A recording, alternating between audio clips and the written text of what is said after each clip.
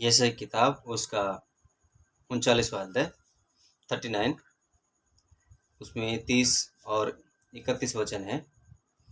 तरुण तो थकते और श्रमित यानी कि शर्मिंदा हो जाते हैं और जवान ठोकर खाकर गिरते हैं, परंतु जो यहोवा की बाट जोते हैं वे नया बल प्राप्त करते जाएंगे।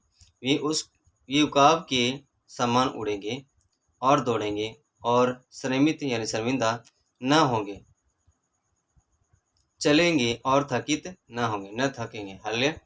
आज का वचन कहता है कि तरुण तो थकते और शर्मिंदा हो जाते हैं, जवान ठोकर खाकर गिर जाते हैं, परंतु जो यहोवा की बाट जोते हैं वे नया बल प्राप्त करते जाएंगे। वे उकाब के समान यानी कि जो आसमान में बहुत बड़ा चील उड़ता है उसके समान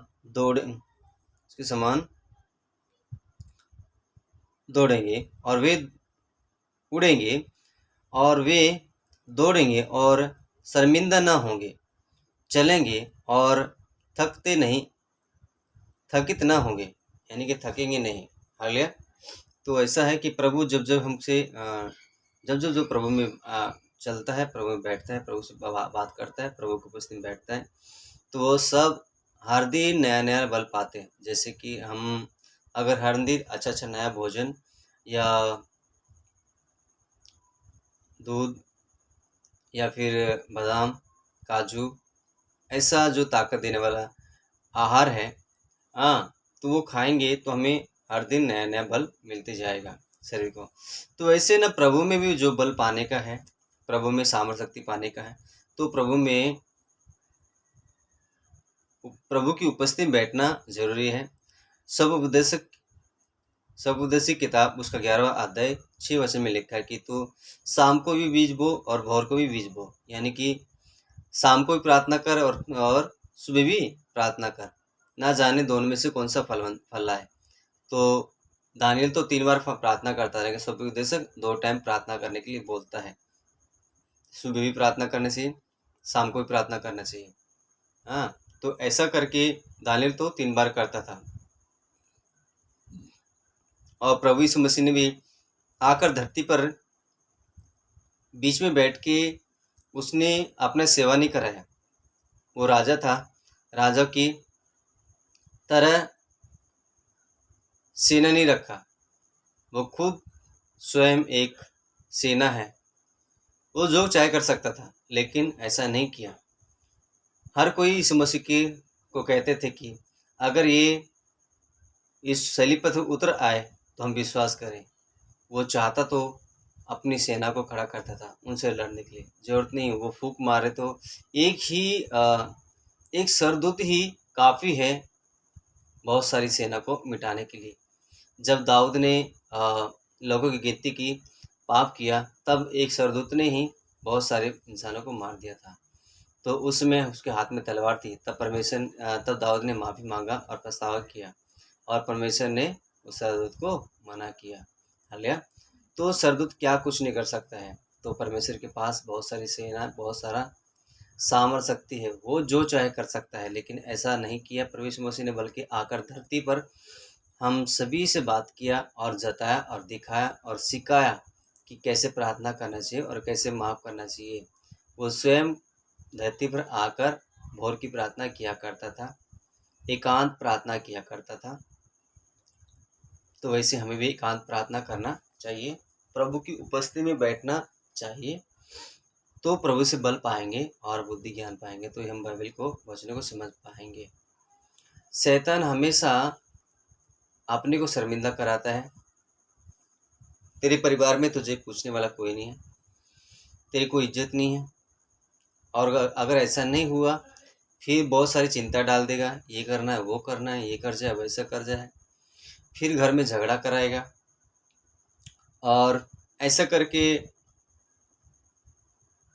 जब चिंता में पड़ेंगे तब आप शैतान की आराधना कर रहे हैं। जब आप चिंता में पड़ेंगे और दुखित होंगे और सुख होते हुए भी दुखित रहेंगे, और अपने आप को दुखी करेंगे तब तब आप शैतान की आराधना कर रहे हैं, क्योंकि शैतान चाहता ही ऐसा है। जब आप दुखी होंगे और तब शैतान की आराधना होगी, ऐसा करके आप अपने आप को फिर मारने की कोशिश करते हैं कि मेरा कोई नहीं है करके, ऐसा हमेशा दुखी रोना। हाँ, तो ये सब शैतान का काम है।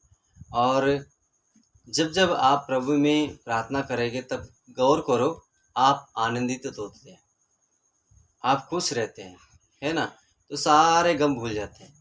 लेकिन आप जब शैतान को याद करते हैं ना, हाँ, शैतान की उपासना करते हैं, तो उसमें ना हमेशा दुखी रहते हैं।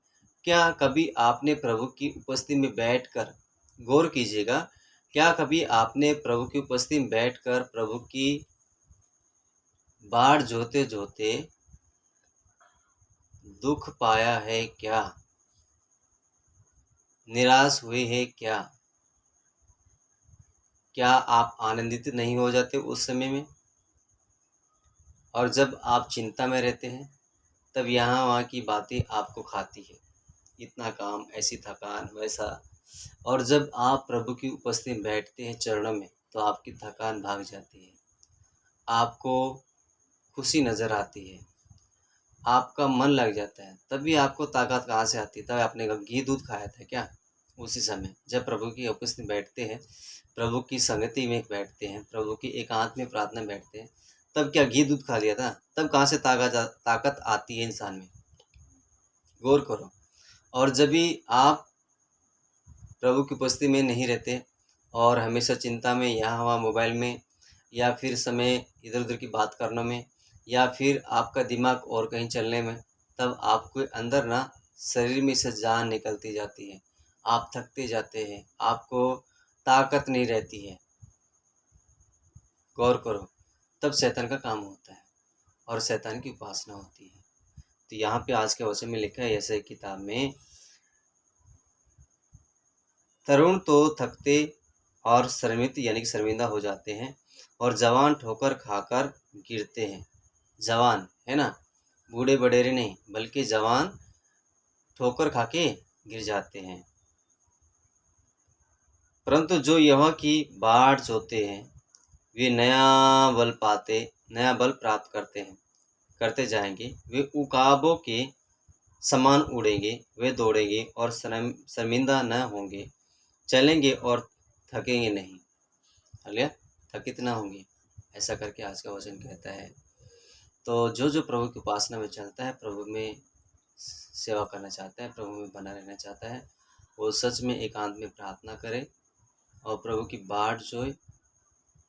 किसी को बाट जोना नहीं आता है तो वो प्रभु यीशु मसीह, प्रभु यीशु मसीह, प्रभु यीशु मसीह, धन्यवाद, धन्यवाद, धन्यवाद, धन्यवाद, धन्यवाद, धन्यवाद, धन्यवाद, आंखें बंद करके एकांत में ऐसा प्रार्थना करो, प्रभु आपकी सुनेगा। फिर आपको धीरे धीरे सिखाएगा। फिर भवन में उपस्थिति में बैठना, प्रभु में चलना, क्या करना, वो सब धीरे धीरे आप सीख जाएंगे। तो ऐसा करके आप सब जन कीजिएगा, आप प्रभु से बल पाने का, ना कि शैतान से अशांति पाने का। आप जब चिंता में गिरेंगे तब तक आप अशांति आ जाएगी और आपकी चिंता बढ़ती जाएगी। आपका शरीर में जान नहीं रहेगी। आप हट्टे कट्टे तो दिखेंगे, लेकिन शरीर में ताकत नहीं रहेगी। आप कितना भी आराम करो, आपकी थकान नहीं जाएगी। आप प्रभु में चलो, प्रभु में बैठो, तो उसकी बाट जो आपको नया बल मिलेगा, आपको नई खुशी मिलेगी और आप दूसरे के साथ में बांट सकेंगे। हालेलुया। तो आज का वचन यही, प्रभु इस वचन को आशीष करे, यीशु के नाम से मांगते हैं, आमीन। सभी को मरनाता, पास्टर जी को मरनाता, सभी को मरनाता, जय मसीह।